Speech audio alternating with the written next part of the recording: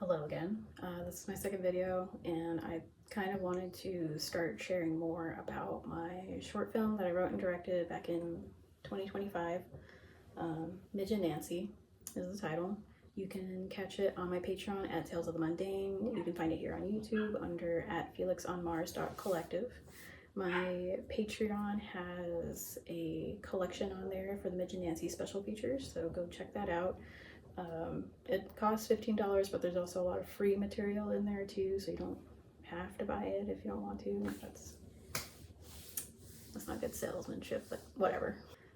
So the premise of Midge and Nancy is high school senior Nancy is really over school altogether, all the testing, all the studying, all the extracurricular activities, and that her mom puts her through.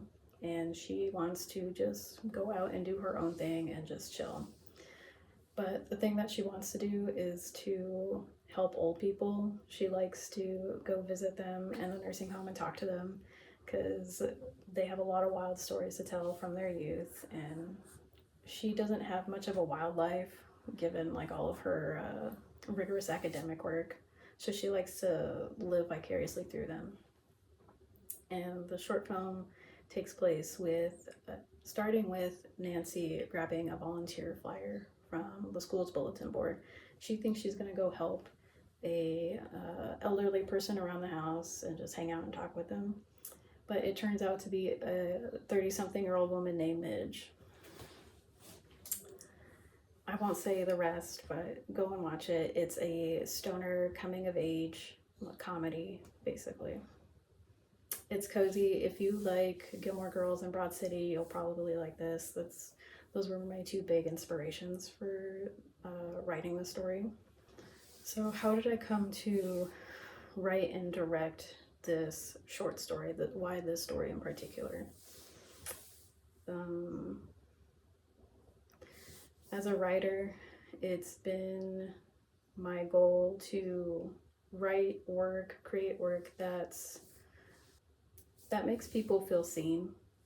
I want people, regardless of religion, culture, generation, geolocation, age, to watch it, have a good time, laugh, but also to watch it and feel seen and maybe even feel a little healed coming out of it. I do tend to write for myself in mind. I write what I think is funny, what I would enjoy seeing first and foremost, and then after that it's writing themes and situations that really kind of help me process what I've gone through in life and like the wisdom that I've accumulated and things like that. I also write with my niece and nephew in mind. I really wanted to write stories that they could see at some point in their lives and really kind of feel reassured about how to navigate life and things like that. You'll find like a lot of like writers or directors will have a body of work where there's an overarching theme or style that runs through like each project, and I can already tell you that mine is, it boils down to following your heart even when it's hard. I kind of touched upon it in my last video where I talked about getting into college and really just taking classes that I wanted to take and not really knowing where it was going to lead me, and I kept doing it even though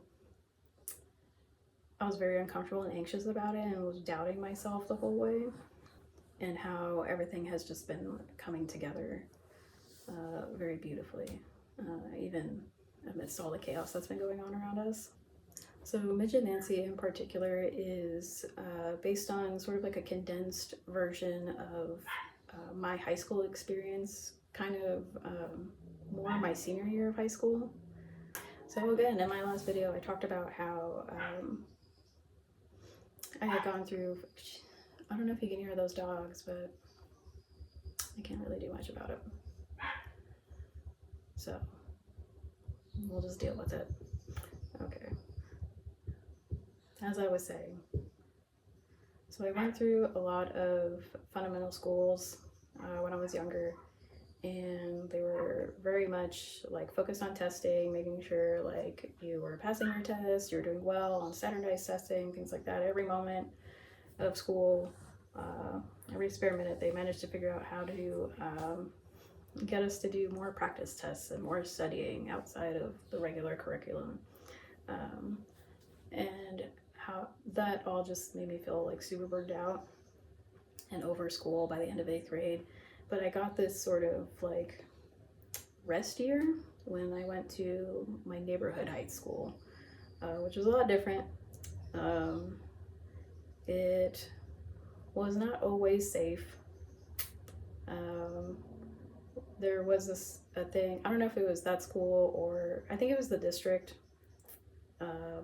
particularly the district in my city, where they took out all the lockers because one, they said it's high maintenance, the maintenance is expensive, but I also think it had a lot in part to do with weapons and drugs, things that were stored in the lockers. That was a bigger problem. And I guess the district figured it's cheaper just to supply them with books in the classroom and books they can take home so they don't have to carry them back and forth, which I'm not mad about, but yeah, did not have lockers my entire high school career. After my 9th grade at a neighborhood school, a new school had opened up, and it was fundamental, so I went back into the fundamental system, and it was back to the same old testing, high expectations, even like AP classes that you signed up for, you had to sign a contract saying that you would fulfill the class, that you would stay on top of things. And I think I don't know what, but I think you had to have a parent go in and like have a meeting with like administration if you really had to get out of that class. I don't know if that's standard in other districts, but or even at like other high schools, but that's what happened. After my sophomore year, my first AP history class, which was like a nightmare. It was my teacher's first year teaching an AP history class, and it wasn't really going well, and it was really frustrating, and it pissed me off so much that for my junior and senior year, I ended up opting for standard classes. It was either like standard or like AP classes for some subjects, just because of like availability, because it was a new school. So I opted for a lot of standard classes so I could chill and not be overloaded. But that was where I started to choose differently, basically, and it's kind of like what led me to doing what I wanted in college, basically. Like I just stopped caring about what they wanted for me or what they were trying to get me into. So I kind of took all of that experience and kind of like shoved it into this character, Nancy. Nancy's honors, AP classes all the way. In the short film, I have her as like a middle college student, which if you don't know, middle college is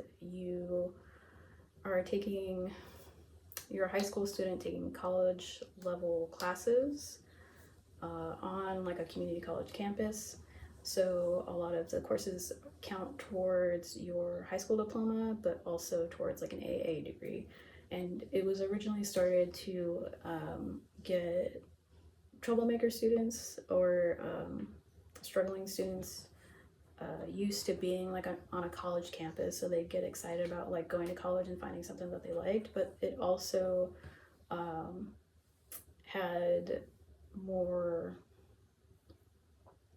what's the word I'm looking for, more like higher academic students going in so that they could get into college quicker, like get through their degree process sooner. So it was like a mix of like troublemaker kids and like higher achiever kids. And that's kind of what I imagined for Nancy. Like her mom, Shelly, was very much like up her ass about her college track from like elementary up until like the current point, basically, in the story. And I remember seeing parents like that, seeing like counselors, school administration like that. Like, I hate thinking about it because it just feels so like, I know it's such like there's good intentions behind that. The school really pushing their students to get good grades and like get them into colleges, because a lot of them were like first generation or second generation, didn't have family members that were in college, and you know, they wanted them to like have like better opportunities and things like that. So that's why the push into like academics and things like that, and getting you into like a 4-year school. And for me, like, it just never felt right. I looked at all of like the colleges that they would show me and they would talk about, and it was just like it I couldn't like explain it then, but it was just like, this doesn't feel right. Like, I don't see myself here. I don't see myself going into any kind of STEM program or career and things like that. And I hated that was such a large focus. So for me, like, it was partly like a little act of like rebellion for me to stray away from like the path that my school was like trying to get me on. And in the short film, Nancy's point is when she's standing in front of like her school's like bulletin board, and she sees this COG Tech like volunteer like sign up thing, right? Her mom wants her to make sure that she like gets the information, that she gets in, that she like signs up for the work, right? Because it makes it look good on her transcripts.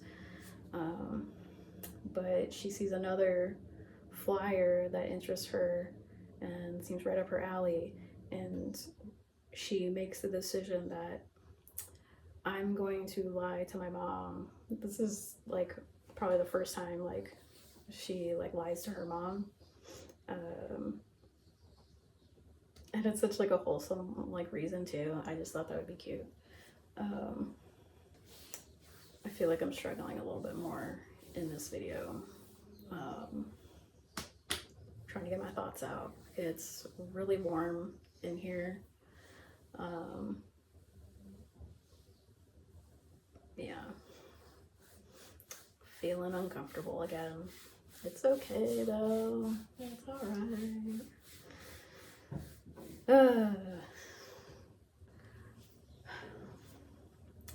So basically my little act of like rebellion was not following the college track that my school wanted me to follow, not going for like all those like a schedule packed full of like honors and AP classes. It felt rebellious to choose classes that felt balanced to me, that gave me free time and didn't stress me out. But in Midge and Nancy, Nancy's act of rebellion is lying to her mom about signing up for like this structural engineering like company to do like volunteer or like intern work for her college applications. Instead, she wants to go hang out with like an old person and like help them around the house and just like talk to them, because she just loves listening to those stories. She'd rather be doing that than any of like her academic studies. So who does Shelley represent to me in my lived experience? Shelley represents like school administration, sort of taking the path that's been laid out for you before. She represents a, how do I want to say this? A survival strategy, picking a career out of survival strategy. That all kind of came about because a lot of the students that I saw like at my school, particularly my last high school, they had a lot of parents that were like, you're gonna go be a doctor, you're gonna be a dentist, you're gonna do this, you're gonna do that. And there was even like some art students in particular that had really like explosive like confrontations with their parents about like what they wanted to do versus what their parents wanted them to do. So Shelley kind of like represents that. Pick a career that is needed. Pick a career that will make you money, that like looks good, right? All that stuff where there's like an existing blueprint rather than following your heart. And then there's Midge. Midge represents these older women that I encountered when I was going through school, or college, I should say. When I was going through college, I started meeting people that were like older than me, and I got to hear like their life stories, and they shared with me, you know, their life wisdoms basically, and it really like it reinforces the idea like it takes a village to like raise a kid basically, and that like your parents shouldn't be your sole source of connection and like life learning. Midge also represents me at the time of like writing this story. I started like positioning myself as like Midge, talking to my younger self, my high school self, and also like my niece and nephew. I set out for Midge to be this kind of wise friend, sort of, you know, she's not Nancy's parent, she's more like an aunt or like a big sister, and kind of helps shift her perspective on life that really comforts her and makes her think like I can like do things differently. So Midge is a 30-something stoner woman. She started out a bit like Nancy in that her mom was also a bit strict and rigorous and wanted big things for her, but Midge was more rebellious than Nancy as a kid. Midge like does work hard, but she doesn't like work hard for like academics and things like that. She works hard for like her creativity. She did the thing that she wanted to do, but ended up in a job that caused her a lot of stress and burnout to the point of like self-destruction. So Nancy's meeting Midge at this point in her life where she's like in a resting state, a bit of like a mourning kind of period for what she thought she wanted to do, and she's finding that she's having to pivot.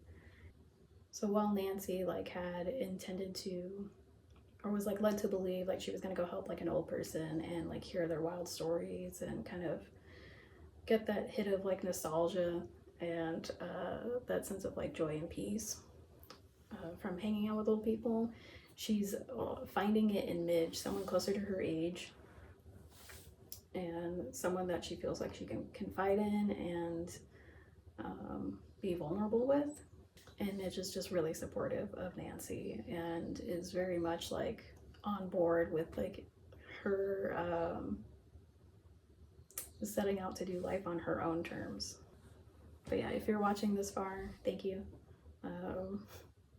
I feel like I've been rambling. I don't feel very good about this yet.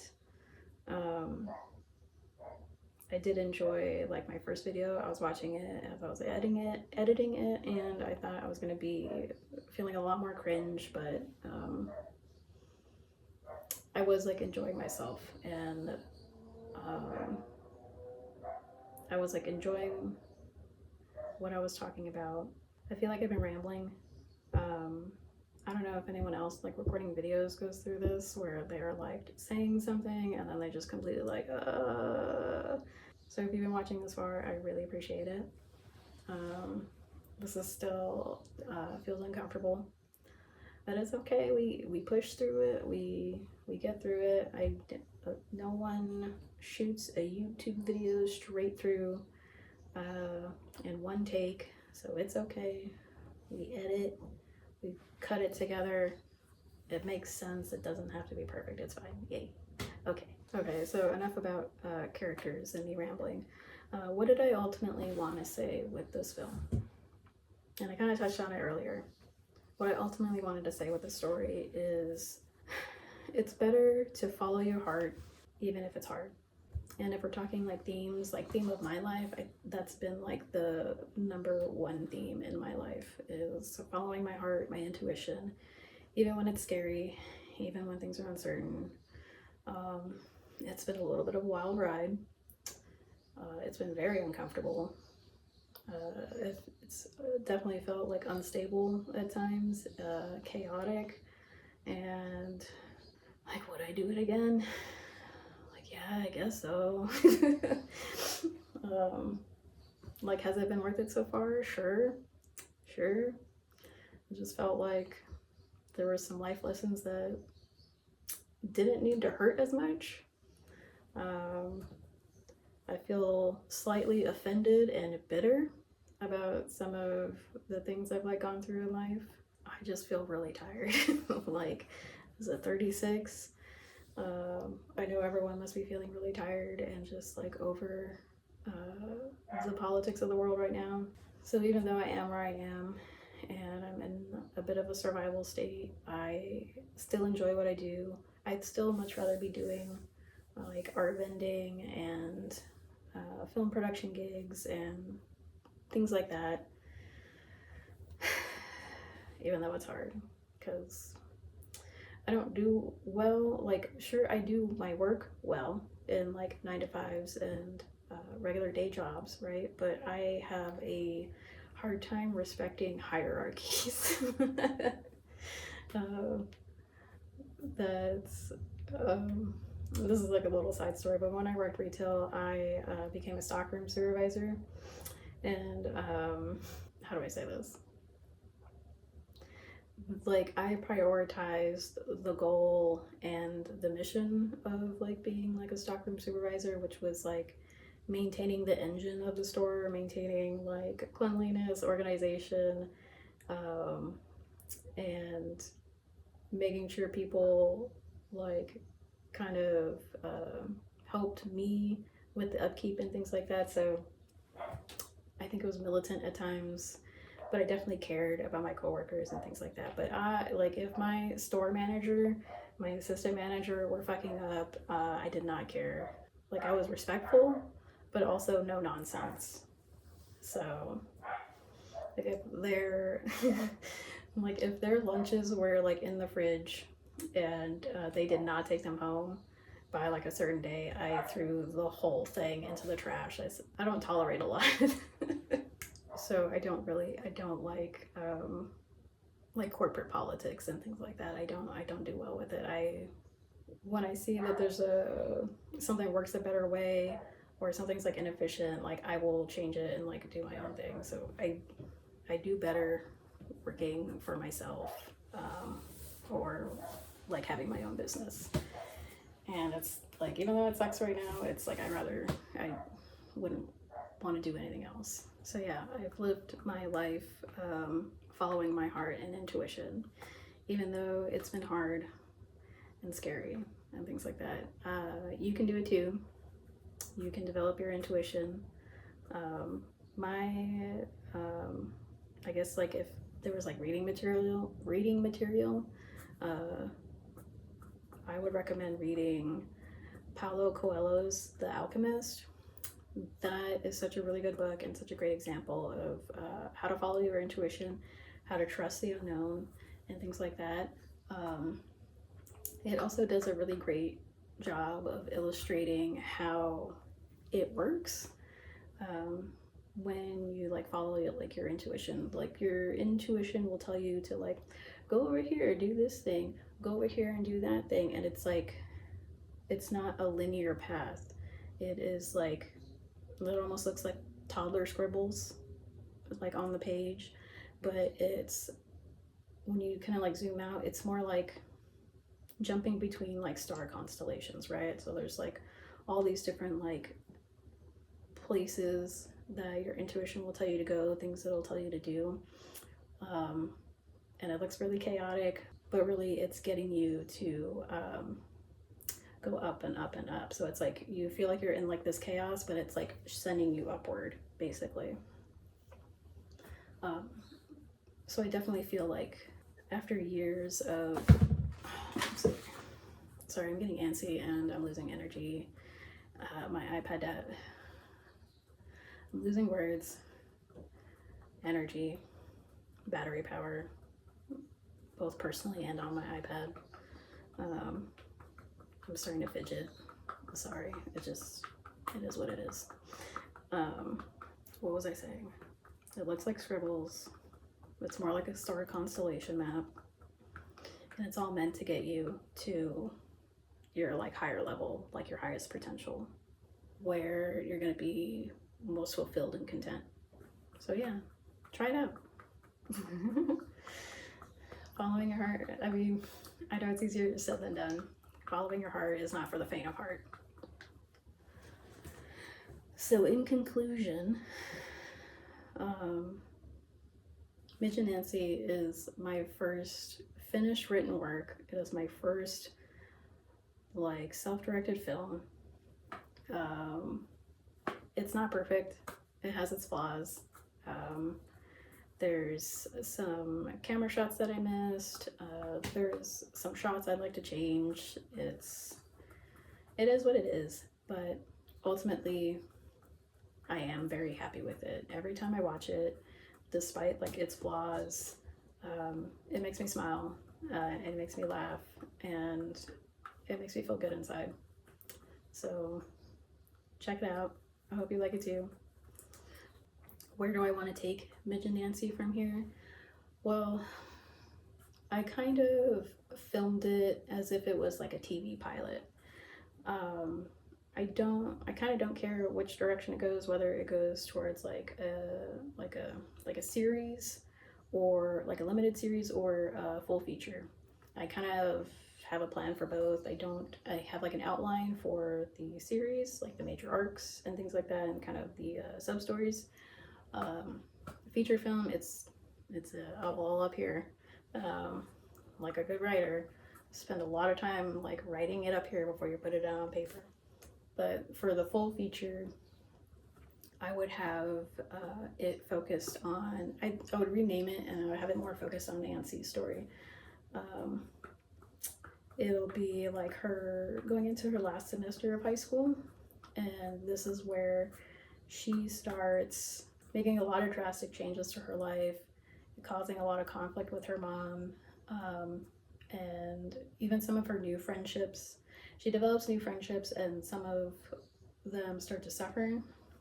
And it just comes to a head where she's just fucking up left and right, to the point where her academic plan completely falls apart, and her mom is just incredibly disappointed in her, and Nancy feels like she's just failed at life and feels like she's made like the biggest mistake like ever, and is just scared she threw everything away for nothing. But in the end, she gets some wise words from one of her teachers and brings her up on stage for graduation and tells like the crowd, Nancy's done the incredibly hard thing that most of you are too scared to do, and that's to follow your heart. And in my mind, it's such like a nice little ending. But anyways, if it was like a streaming series or something like that, like a limited one, I'd probably do like 3 seasons, roughly 7 to 10 episodes each, and it would just follow. What would I do? Last semester of like high school, and the first season, first semester or 2 of like college, and then like after that, her deciding to even just like cut out of college and go do her thing straight away. Similar ideas, more conflict with her mom, who's struggling to be like accepting of it, and ends up becoming intolerant of it, but then they come back together in like season 3. That's the short of it. That's probably vague and annoying and not a good pitch, but that's where it is right now. What else? I guess that's it. I guess like any last little tidbits, I edited my first video, I posted it. I'm still trying to figure out how YouTube works, posting on YouTube, what to do.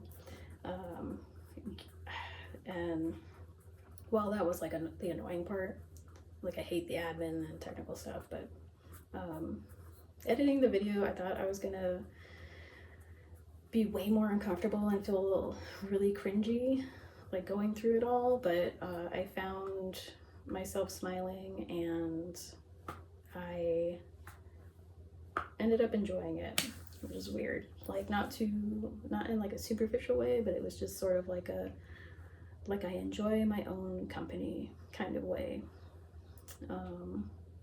Like if the me in the video were like a separate entity from me in like real life right here, like I enjoyed the video basically. So I hope y'all did too.